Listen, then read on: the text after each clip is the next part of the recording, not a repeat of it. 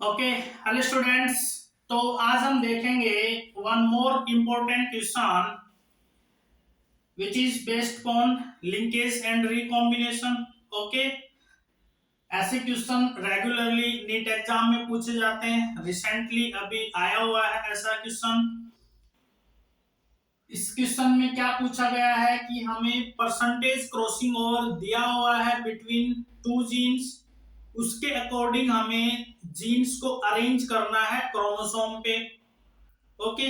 सो कोई भी दो चीज को हम कैसे अरेंज कर सकते हैं अगर उनके बीच में हमें डिस्टेंस पता हो।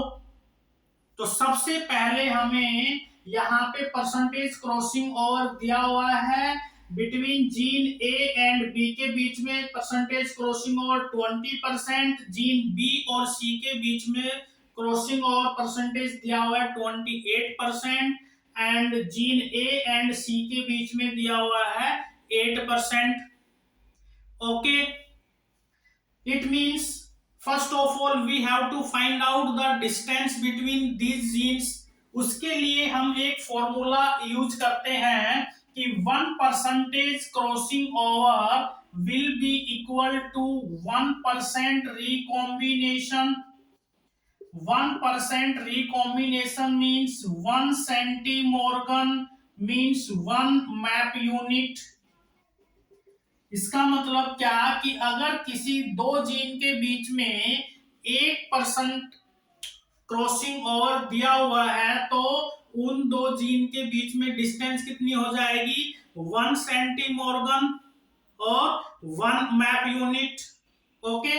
सो यहां पे हमें जीन ए एंड बी के बीच में परसेंटेज क्रॉसिंग ओवर दिया हुआ है 20%। इसका मीनिंग कि जीन ए एंड बी के बीच में डिस्टेंस है 20 सेंटीमोर्गन।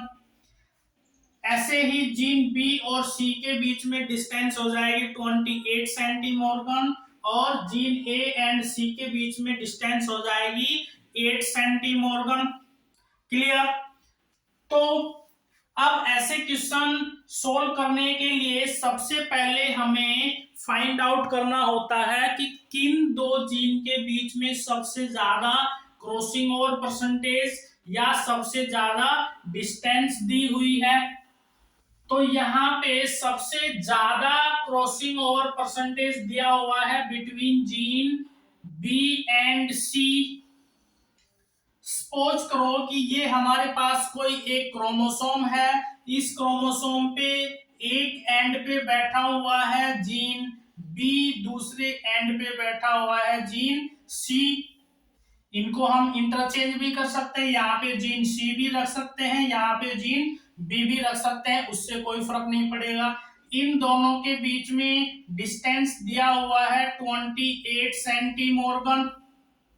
तो सबसे पहले हमें वो दो जीन लेने हैं जिनके बीच में सबसे ज्यादा डिस्टेंस दी हुई है। उसके बाद में उससे कम वाला लेना है, मतलब हमें ये दो जीन लेने हैं। जीन ए और बी के बीच में डिस्टेंस दी हुई है 20 सेंटीमोर्गन।